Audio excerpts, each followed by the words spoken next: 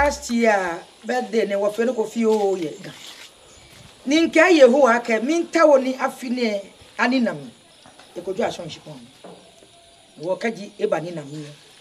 ni nye maka mamo na bo se ma nka shida afi mi ahane no ni bi obo paji afi he ni mbote ni ne ye wo afi no ko soto e ha je mfe anu ni tumo akpa na etwon wo no na etwon e ha adisa ngba ya shon afine mimbi ejuno ba foke favor ehani ehie sole afemini abano be mi ni kun ohye ohie ni ba ye hye ohie ni mimbi jomo ni fe jomo fe remo shuenno remo oshuenno egu ade cheke ma fe na de enche esu iye ndendan tokome biye ko ba biye no hwe da hye bo ba ko biye ya ka je hwe da hye temu nsage fi o mi ejiopo na wa lebi na kan damu biye je hiwale cho fie hiwale amen asafo Yehowa nke oyiwadon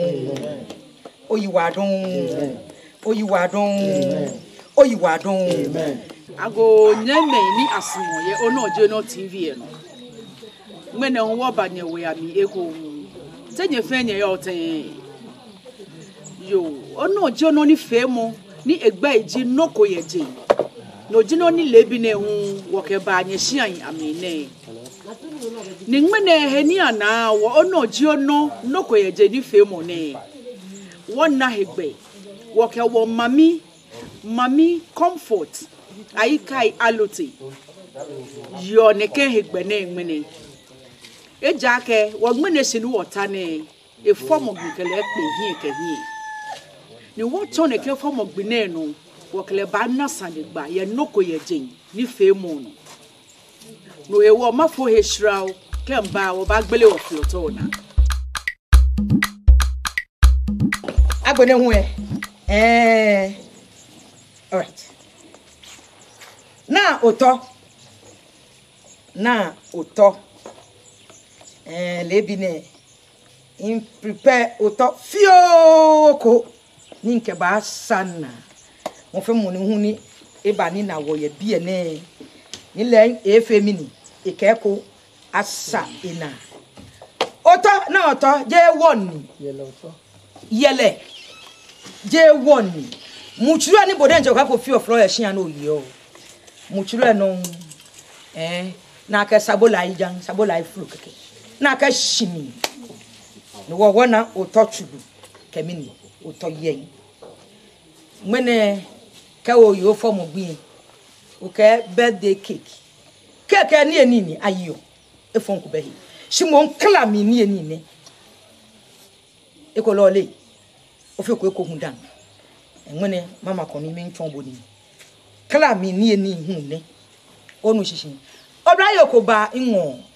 ne na 35 years ebewu ebebi foko dan ni etun shinefo ahun prayer camp kopo na eche hami ye wo Ghana man na mi na ka ya prayer camp da so hagbeke ne ba gan manken du manken ya no chumo eteja me afie nyu afu me mahi be mi na echi benkeni enyoji adwe namo ji a birthday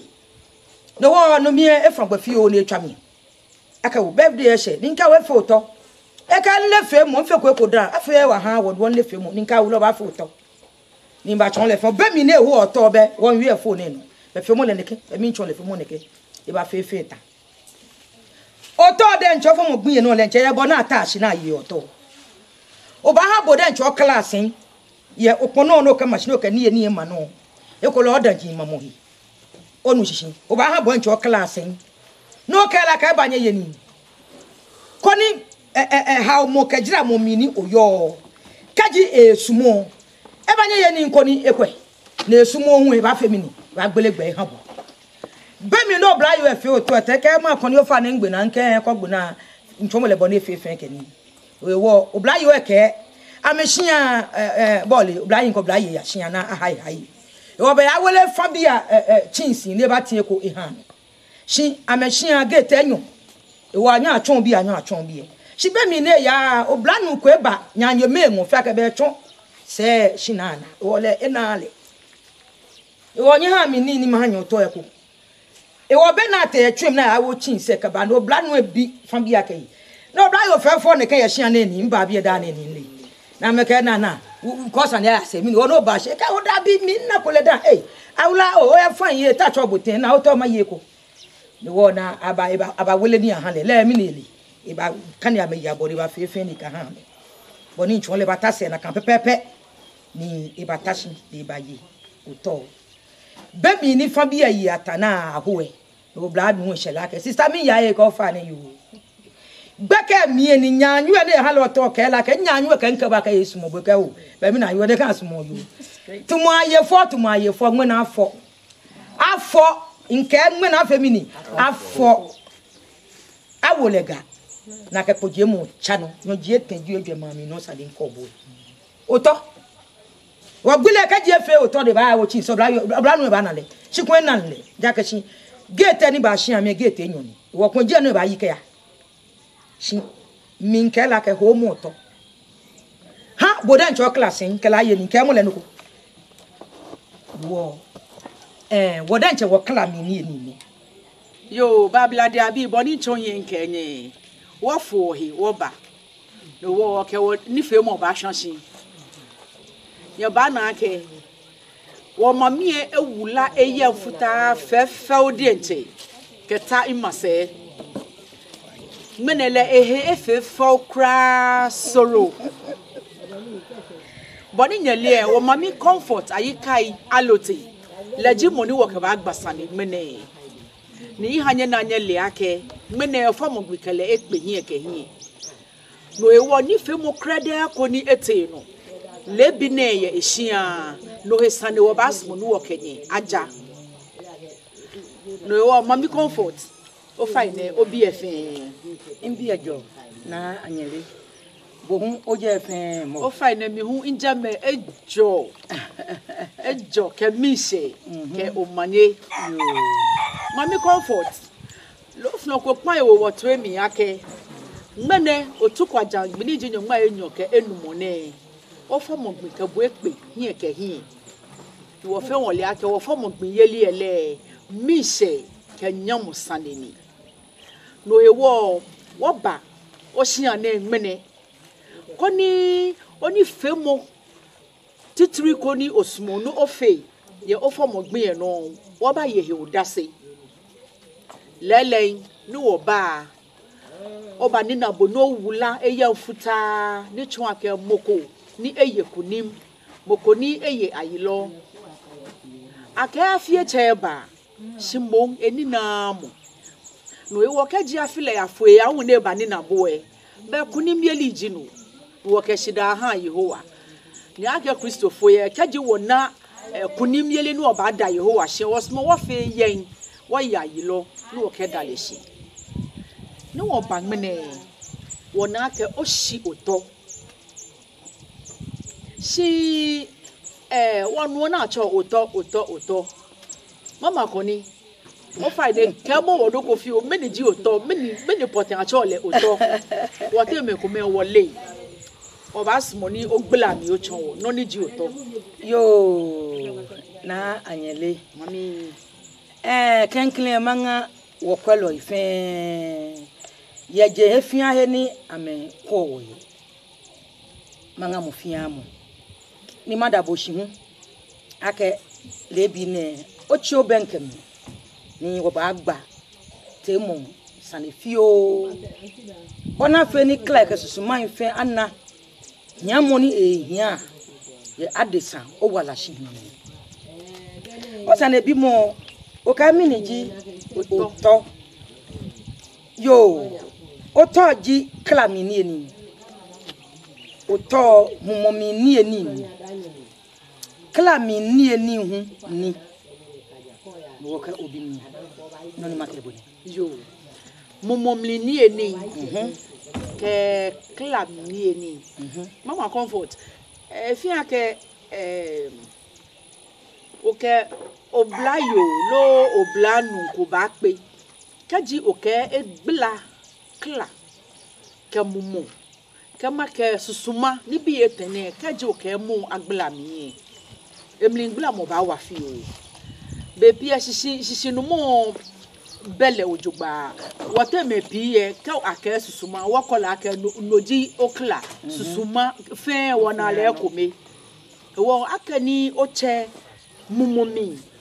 ke klami ni eni ne masmo ni enyone o gbla mi fi o hawo ka ha sisi no fan yo na oyiwa don ni wo yo je na mi mo fi amo o fi eten o gbomocho ke susuma alo mumu ka gbe ni okla nke bo babuade ona de wo gbomocho ne ni wo keta shine wo kla alo susuma ni yo o mi etunji gbomocho ne ona wo no ha ni kaji be she ni clash gbomochuwe emachine be kla ate abaka achele awosole afelile ete ona wo kla etun gbomochuwe ofiaten spirit soul and the body onu shishi kla le yehowa no. The soul is divine. No, kron momi no kron ni. Bomochuwe ne. Susuma ne. Okla hu ne. Ona boni anunyam egba eboli kla. Boni anunyam egba eboli kla. Wo kla le fefe ni efon ko be kla yi. Nu shishi ofane fe ni efun kokra fe ni ebe e wo kla jinoni e ka susuma ametu ji wo momoche ye ni wo ka ya wo ka ba ni onu shishi wo pene no ko ni yo mama koni nye many poten akashio oto wona ke echu ke eyen fe otoni makai many ma lo gari lo boni eyo wole no ni ji many poten akashio oto many poten mi ajio oto kejo yo na oto ni unane je no ko sotoko je noko yele ni wo fun ka bompeshi ye wo hia ni wo yone wo ka fi opotonpoto ni wo yone no aka fi oto e ja ka mokoya ni e ba ka ye ho potonpoto e ka muchuru ba ho yele no e ka ba ho mokoya ne ba shi for me e pa fe mi ni ne pa wo ko yin na lo ba na na efe yele potonpoto so ba na le yen shi for ya mi ona moko nya ne ka muchuru ba shi muchuru mi ke eni bi ne yo e ka fe ke enu e wo be sort ke ni yo mi gino oto yele akafio no ni ano na ale chulu ehun ke eyeyin ke o ke minimi ajio oto ke jo oto ajo yele akafio oto ni wo efe mo hun mi yen be kaji oho maka oflo tumo no ofi o pechi no oho ebi me kome shio ye wo mwechu nemi me kome hu ka atokpo ye kami o kaji opo fin otan eke ko ko efale keke ojami lo mi on fe o muchuru e o shimi nko no fe no fe le klalo o machi wo ke no ba po ko ena onale echulu eke ona bi egbe hu eyen wo be sort keke ni yo mi gino shi sande ko be masmo ma bi je ake many he wo afiole echu ke eyen no ni he wo ni afiole echulu ke eyen kajejenjensa wo fe wo banina woni meke wona me ni amenfe tafla chemoko beno ba ke oleni mfe ona lo ona na kanswa beno na gbabosani oko ya bi onyi ni onye le ncho na le fole ona onye ni bo ya bi le ona le fonyi wo banina emi soto kekeji bemini oke muchuruwe efutu ekoni ona echuluwe lehu echon sukrokro ona lehu echon sukrokro ewo noni oke muchuruwe futu miye nuele ona le eyen futa aboni otawo ni eyen yo na kunimji eyen ne wokaji oyo fomobi ni oshi oto no futu eko kemuchuru no fu eko eyen je foni wabanina ni afe moko ba bia ke ni wayu ne moko mbabi ake kaje noko na ni lo kaje noko ni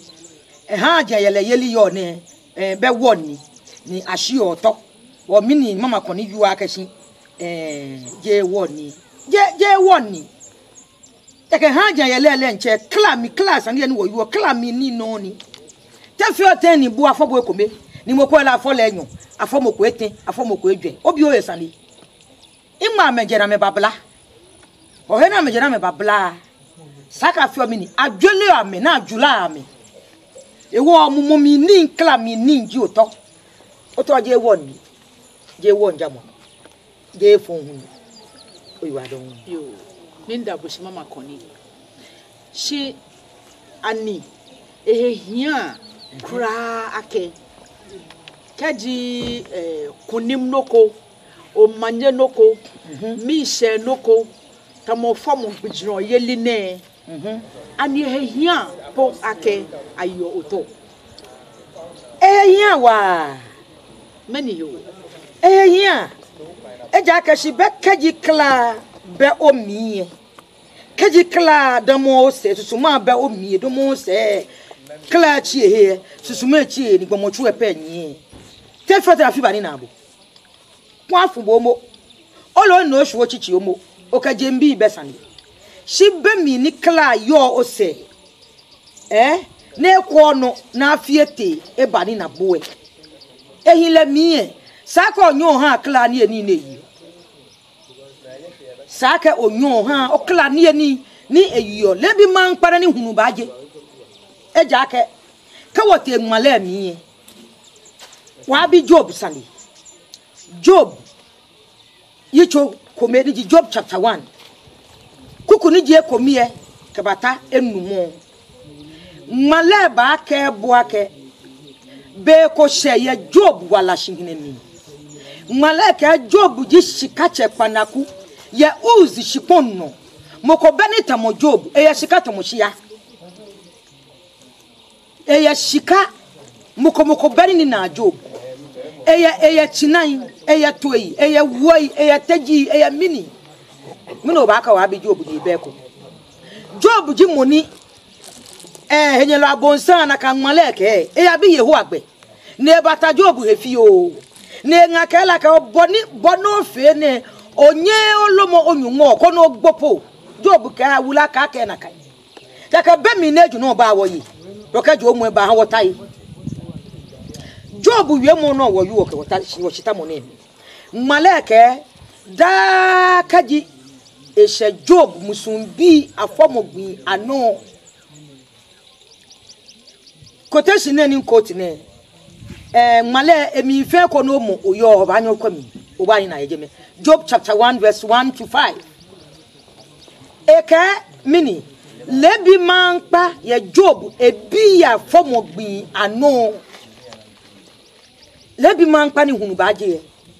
Job eshan kolo afole ni tun aka efi ola te na ewu aka china dio to jori je wu enwon la te no na ewu onshi lai na esele ola ewu onshi ni eshan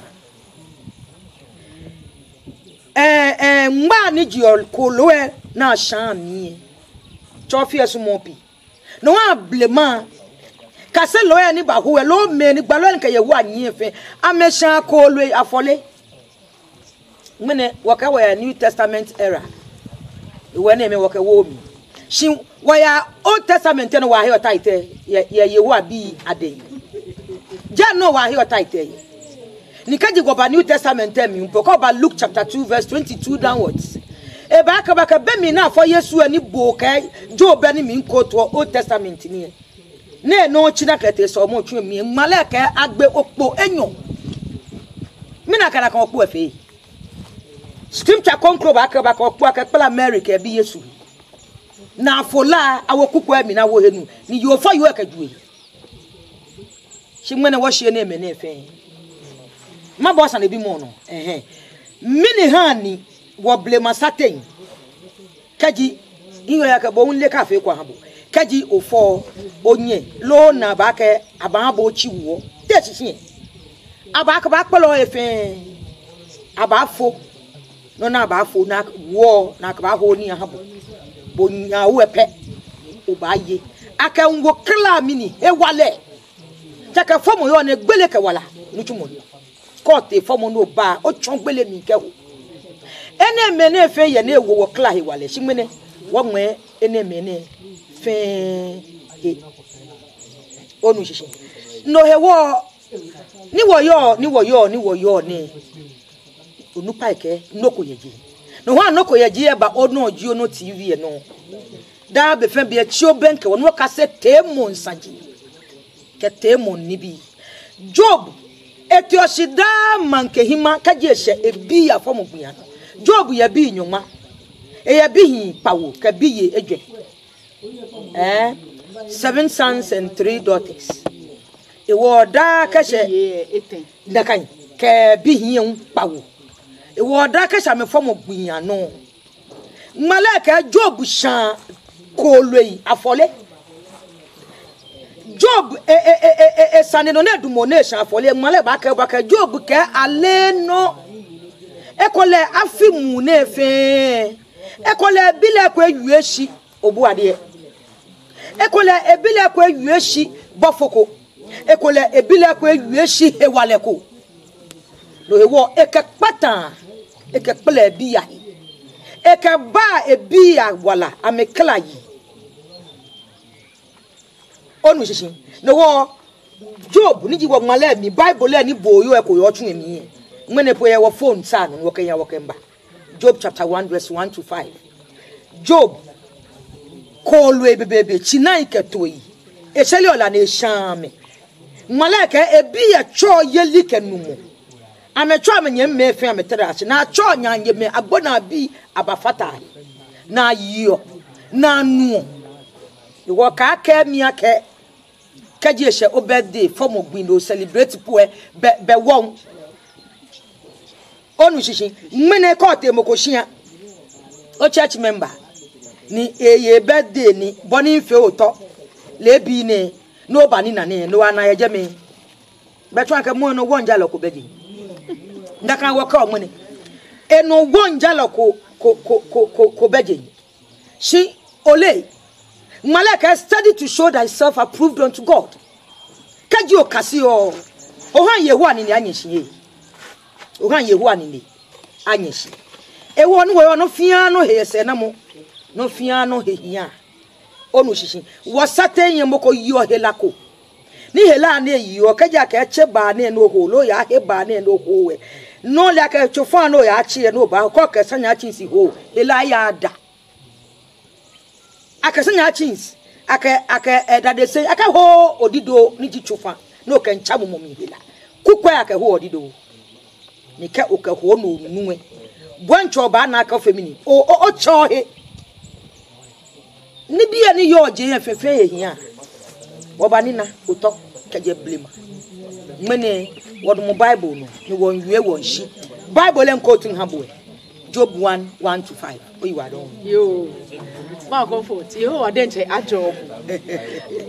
shi sane ko mewu ni masmo ma biboje ake keba kesane aba be pie ka balake form gbijron tamuneke mokoba ke tamo boni mene oyo form gbene bile gbin tutu ni afoboji jufo nakai shi ke obote nyomi no kan egbin gbini akefoboji otukwajam nyo gbini jinyo ma enyoke enu nakai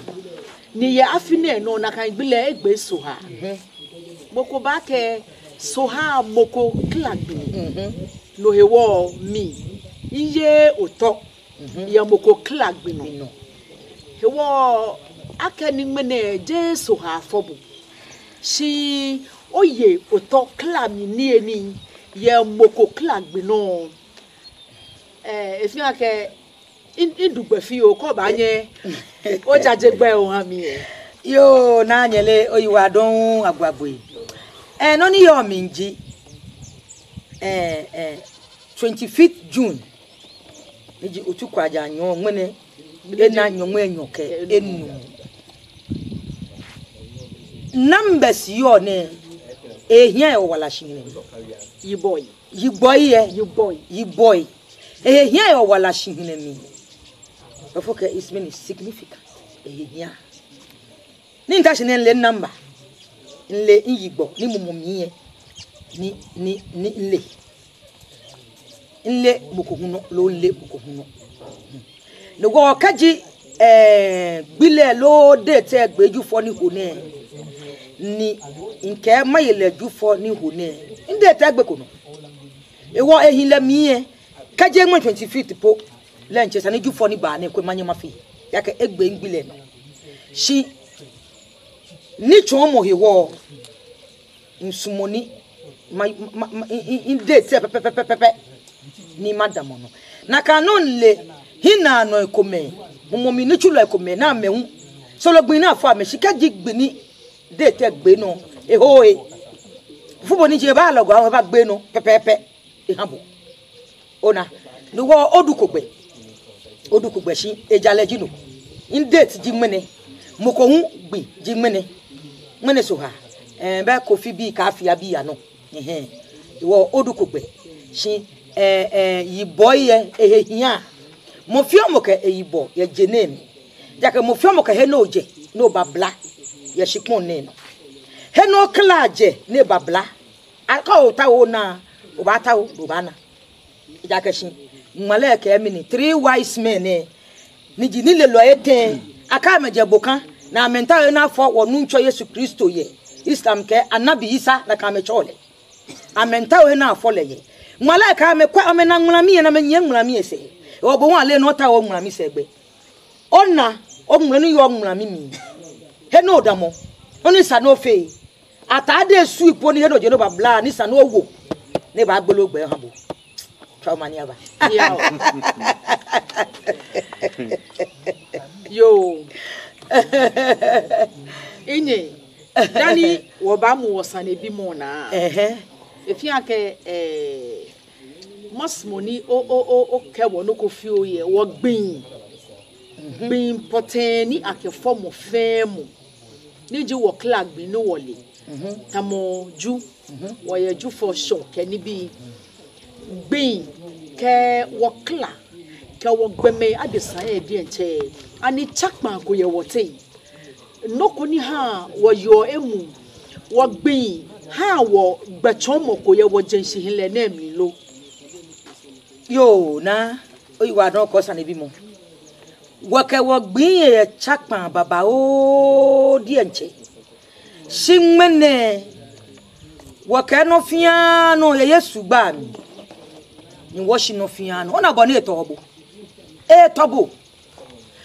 moko ya na ye shika baba o ebe shika ha mo shimbon bote mu epia mi no ya kwe ka te tun wewo ye noko poten hiwo wakale chakman papa di enche maje nshika jabie ka wote ngmale mi Mose wolo ni je tenji Leviticus chapter 12 verse 1 to verse 8 boni chofie denche fa Mose ni eke Israel bi kaji afo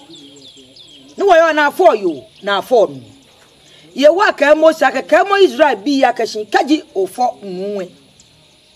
ka ta gmene kaji gmene ofo ka ta gmene ochie o hecheko beja ona ochi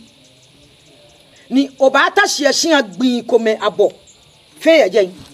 dani oba bon yeho asole mo we ya e kaka di ofo ye ohun lo ochi yenyo kedegu no ba afọ kata ochi yenyo maleke ohecheko muji yo he ye lami no yo ewo no hu echo ogbin abonsa na oye na onye obotele chofi ewele agbene hu kaji afọ no nagbi pawo ni ji ochi bona ka Yesu te so mo twu emi ni no chi na agbe opo enyon na kan pepepe ni aba obogbe Leviticus say no ba kaji o no chi na ababogbe wo alo ogbin abo no ba ye hia ni ji yo fo yo no te so le mo twu emi o ko fo le san ni ba ya oyin o to ni eyi afi ko na to ya he opo bona afi han Yesu ko ni akafi mi na ka shan afole ye so le mo we ahabo mene wa hye na emefe mene wa ka wo computer world wo biye wo fole ona biye na force pe ni sande so eja ka shi blema kusun femini atun chuchu abo ago awo me kata me acho bono na bi onwen chofi agwa bi onwen chofi ejo mo boni born ne on esu abifa we na ka mmedan se na aka nu se na aka ga hu mi bie ko yo twada na oyu otwa aka mini awo na abu afata aka ka chukobu e ka ata wo emu mi mpole ncha femini ajobo na agbobo kokko hu no be mi no da ni okenda mene washi eneme ne fe mo fi mo ka he no je no babla ye je name do foke there are 4 elements ni here je ne fe moko je numi moko je lami moko je koyo mi moko je sumi ngbe bo moje ingme oje no babla moko na je kla ni nyese di mene mfe kla mi ni ne e kla na e yan futa esumo muji waka otawo no ba le no ka muji takla ipe ke fem keke echiehi e fomba echiehi ejunomba echiehi jakoka muji efemini ukatehi moko ne no je no babla esumo ni bi kome enye keke oba nye hia no keke oba nye yia no keke no na fe oba fe moko ne esumo hia yu motetepo beka ko ni ko fo hia yu mo pipi bo ma se do je na ebu mo yi so no fi esumo je le ni kala bebebe ni sumo ewe ne me ne fe kaji ole ne me ne fe kaji ebagbe ogbin ano ni ji kaji aju ka gbe hogba bi pawo wona ochi gbiye fe po wo adesanyami be mi ni okwa omulami ni ji okwa o star no na ni bia pa ni yo o star mi body 3 wise men na Yesu no kaji okwa ni olipe oba na ka gbiye fe ka mesui e wo je ni do kaji beta no oba wo je na kan shimbon sanowa ne koma femini afutu ta de tetepo no wo yakana kan gbinya no ekolo ya interview ko ekolo ya hata no ko nyimo poten ko no kana kan su em ohie enye nyi ohie poka ya ko to ba ye kunim onu shishin oba ye kunim e wo gbinya fe ka mesu mene so ha ne neke ko we ye otoko mene ye futa na agbene huwe jemfe mumo efa agbi yiso ha onu jisi jemfe mumo efa agbi so ha ejisbi ni michi no hewo akani gbi efe ke amesue ni kajo ke petohi ni ebahie na kanu gbi enfe ayasuye ko mehuye ni noe ekana kan gbi efe mini ekele eya lo wakaji ona ole eneme ne fe be mi ni otawo o klami lo omulami emi ona he no damo ona he no je no babla oni sa no fe ka ne sa no fe o kaji ona gbin hu asuye ni nan ona ofata o talei ahikeni le fe o mini le wa le hu egbeli ogbe ja ke ko pagukoto mo hogba ne ke a positive colors nikaji okatabomochua ni ibawa boe orange red hu yami yellow pink she a negative color ji blue niji Sunday ka oba Monday hu le hu sui ni hi haboji eyen ka gbene pale shades of blue green pink a negative colors ji red onu shishin eja kashin ju yo ne bafoke Monday Monday ni nwami yo ne nyonchire sorry nyonchire yo ne be suko fe yen the wo juwe lehun eyen ehia yami jogba agbene hu kaji ona blue ona green ona pink lehun ibahin shi sui ni ewa bo ya jumi ji echulu nuele ju echulu kawa ba ju fo hu lehun kaji ona echulu gon red bright red alo jet black bright shades of orange and pink noni we hin yaminji yellow niji wofo kagbene eyen lehun sowe Tuesday sorry ifata he jufo ifata he agbene hu kaji oba sho hu green niji ba ngun kagbene blue gray alo brown no hu ke ha sho pink color lehun e shokele eya kaji oba so hu kaji ona yellow orange golden yellow no hu ya no hu no ni ehinji purple color no hu ehin ha Thursday ni ji so kaji woba so ha no light blue white no hu ha so ha agbene a negative colors ji black alo dark blue ehin ha so ha kaji woba ho le hu esui nihi waji edin nji black alo dark blue ona nji be ho kilo do wo ne kama je sui ne fe kaji ona ye oni bia miye aka gbomo adesa no fio eten gbomocho omumoke okla jago mocho epe o ba sa ka ya ke bayi shisani onyo nano ni banye ewakla de nche alo gbin de nche ni chofie etoe onano ni ba wabu egbile mi kona ye buabo sui ehia sui ni ji colors ehia kaji ehia pon yehoa enile lo egboje na before kami ni rainbow ni gba ni eke Noah ake kaji na rainbow ne pe ne twon ake nke shipon ye chakma kwa nke nfute shipon don te sisi taka suya ni yo mi fe ke hiwa fe ke no wo chofie do mo ne ke wo nini kanso Noah kelete pamo ye eke adesan ken tei ne wo sui ehia eja akashi ka wote edwa mimpo wote ko mimpo de nche komo wo fofoi oba na ba ngon oba na ngole oba na yen oba na chulu komo ko loipo lo fonjimpo e felpi amesu sote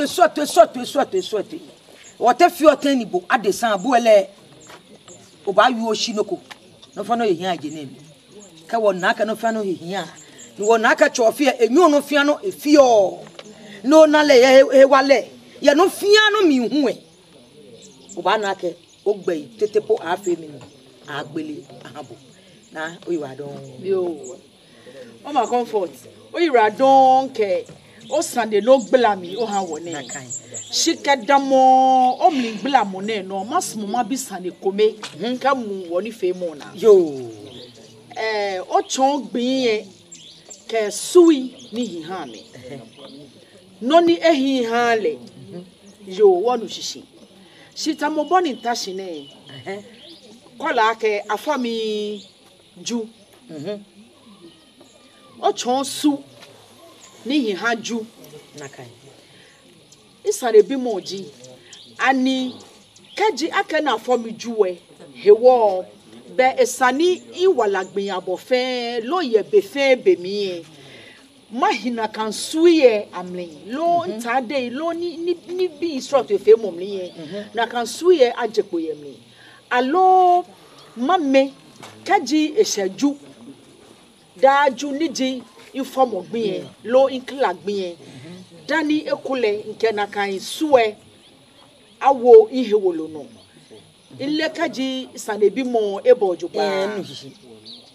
eku oboni ntashine kaju suji wofo nakai ni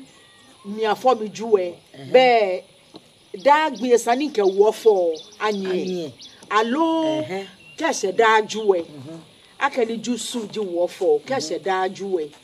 mawo atade wofo lo isui ni nke ba fa na ni lo ka ba fe inokuwe efe wofo sui eba party eko yo na oyiwa don nugo shishin no ni yo mi nkekeji no hani nile na gbiye fe ke amesui no kaji afoboju tamoboni oyu one po tete po denche juwe eye esui ni kaji eshe daju mo fe mo ni nko wala afole juwe leye esui ni ubanye ukepete bomochuwe kaji o ya heko o ata o mitumoko o ya interview program ko ni henyabo ake o tawo ni o kla denche anyu ne ka ba he wale ni he gbile no fa na kana ni esuwe no wuwe e ka he wala afa ekobe na yi abua ona e wo je ni jakaji afabojuwe jaju suye pe shimon gbiye fe miye ehia aka ona ole sui ni hi ha gbiye fe e wo je ni no pe da no obana kepeto hi dabi shimon sano ne ko mefuto ni bi ona e wa kwa ni afomiju so ni ba ne ya heko ya ni so kale se nwe orange ye mi gold hu ye mi ni he ni ya nwe minta ma yo manye he ni ya o kan ye kwa mi no nko ni nkafe gomochu hi ni mayue ejuno so ya ntwi mi ni nke ya makwa ka maye kunim alo iye nkunim ona ni wo jeja ogbie na ka fobu epe ogbe na ka fobu esu ye lanka gbile ehye no ka fe gomochu ye lanwe yi tomoko be yi ona shine ka fe tumo be be ekweda juwe aba mark register e ba wo ka hobi ani e ba wo moko ala ka moko ni moko sande nwe na ta flat dwe mo pi na egu na dwe na anyele hepe he ba dwe benke leke ba dabi ne ka bale na kanye wo je ni da shimbon ni ole ne kan yi chomi emi ahun no osmo ni da ahun be do ba na wo he no ba chake mi bonche ni bonche o klapo mi a she here no muto moko be he shimon kaji o no le gbin ye fe ano lehun gbin ye no e me an wo ka chomi lehun ewa shiti 3 ye suye ko me ni gbin ye ko me hie kaji ole ni ofo ko he fe mo eye ebu apapa eye ebu akwa ya ga se kwa ni o ya noko ni yabun noko ye na no fa be ole ekwe owo su ni gbile je no ni esumo ke ote be no otale ten be e akondo ona wo sake adesan wo lio eneme ne fe ni o ka bejo he keke no fiano baye emu ejaka je no fe no ji solemo he hia na ko Yesu ke wo sole dai katowo jaka moni gbo na mo njoko yi roko jo hepe ibanabo solemo he hia gbechomo ke na nwe biye ko no fo biye tunu adumo biye gbechomo ni lehun ehia ko je no ye miye kaji ole o jele mi o yale ke o bale gbin efe mi klike de kai hu ni yo miye kaji ukapia usolemo ke onu fia no fio mi eyo emu oyiwadon yo mama comfort ayikai alote wonda boshi ojogba aka mene ofomo gbene po onna de kan o hawo ogbela ni bi ami o chonwo temo sanje ni won le no ni won nu osisi no ni won ko dan po ogbela femi ficho o hawo ni wona henile wonda boshi Yehowa denche anje enwenjo mo mi efose jo mo efe ehwe onu mene hu no yo ofomo gbene le denche emu oyichoya mi eha afi aya ni ebaninabo eka nwenjo mo mi se no fe no no hwe o ha o he osusuma ke okla gbene gbene Yehowa ke fe adrobo eha otashi ni afi abaninabo ke omanye otwa ni omanye aba ehia mi ehia wo fim fomo ni nkwo ehia mo fiam se pe yo mo kekaji mo fe mo ni kami yo fomo gbe mi ha bo afijino mo fe mo ni afabo ya jun na mi hu mi ha bo afijino cho fi amo mo fe wo itwa mi